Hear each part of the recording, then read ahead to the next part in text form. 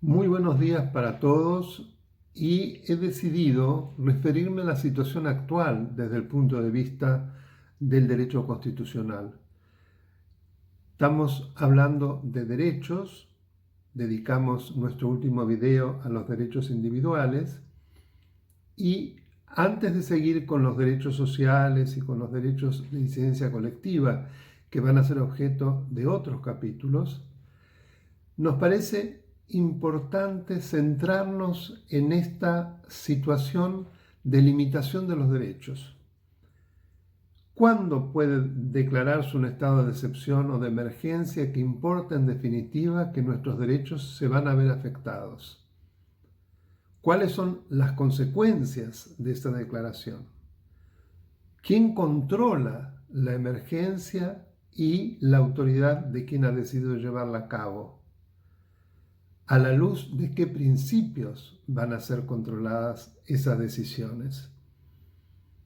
¿Qué ha pasado en la Argentina entonces frente a lo que acabamos de plantear con la emergencia actual?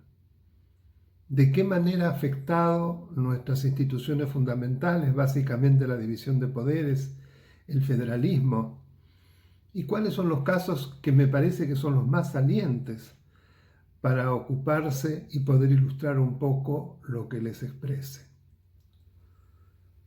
Desde la doctrina es interesante observar una visión absolutamente autocrática como la de Carl Schmitt, quien consideraba que el caos no podía ser objeto o no podía estar sujeto a ninguna normativa, que era el soberano en definitiva el que sin límites debía administrar el caos. Pero frente a esta posición que, como decía, viene de la mano de un autócrata que fue el gran inspirador en lo constitucional, nada menos que de Hitler, encontramos las ideas de Locke, las ideas de Dicey y de otros grandes pensadores del liberalismo, que podemos sintetizar en lo que Wiesenhaus nos expresaba cuando trabajó de manera sobresaliente en el derecho de la emergencia. Él consideraba que en emergencia no deben de ninguna manera verse afectados los aspectos fundamentales del Estado de Derecho. La suspensión de derechos, la excepcionalidad, finalmente parte de la misma Constitución que prevé estos estados, pero no para eliminarla, para exterminarla, sino para restablecerla y protegerla. Es decir, poder defender el orden constitucional ante la tormenta, pero que el paso de esa tormenta sea lo más corto posible, que afecte la menor cantidad de derechos y que sirva para su restablecimiento.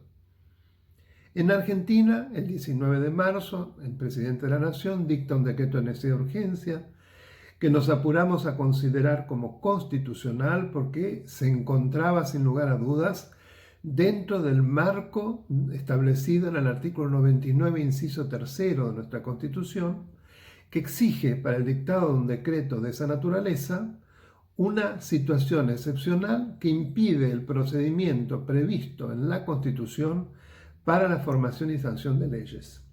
Sin lugar a dudas, la pandemia, y hay mucha jurisprudencia en ese sentido, que súbitamente arreció en el mundo y que fue declarada además como tal por la OMS, la Organización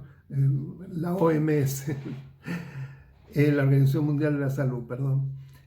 Sin lugar a dudas fue algo que se le interpuso al presidente y que no le quedó otro remedio para proteger a la población de dictar ese decreto que fundamentalmente lo que determinó fue el aislamiento social y compulsivo. ¿Y de qué manera se proyecta en la restricción de derechos? Por supuesto, la libertad de tránsito, la libertad ambulatoria, la libertad de reunión. Pero a partir de ellas, una cantidad inmensa de derechos que requieren del tránsito o de la posibilidad de reunirse para poder ejercitarse, desde el derecho al trabajo, el derecho de enseñar y aprender, etcétera, etcétera, son numerosísimos. Dentro de un sistema de derechos, los derechos no se encuentran de manera aislada, sino que están íntimamente relacionados. Y acá lo que debe observarse es cuando se dan interposiciones, cuál es el derecho que debe prevalecer sobre el otro para salir de la superposición. Porque hay una finalidad, un bien jurídico al que apunta un derecho que vamos a privilegiar, que necesariamente durante cierto tiempo va a tener que relegar otros derechos.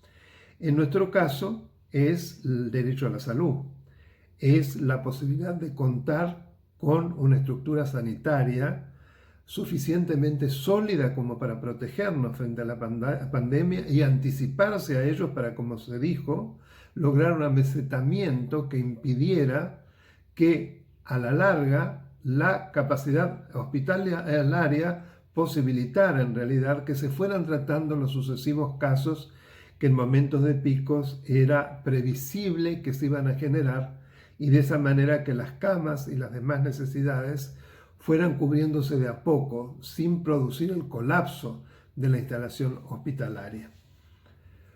Pues bien, acá la interpretación debe darse a partir de tres principios fundamentales. Uno es el de legalidad, que está previsto en la Constitución, el artículo 14, que dice que los derechos que se nos brindan corresponden conforme a las leyes que reglamentan el ejercicio de esos derechos, es decir, la ley es la que puede limitar los derechos.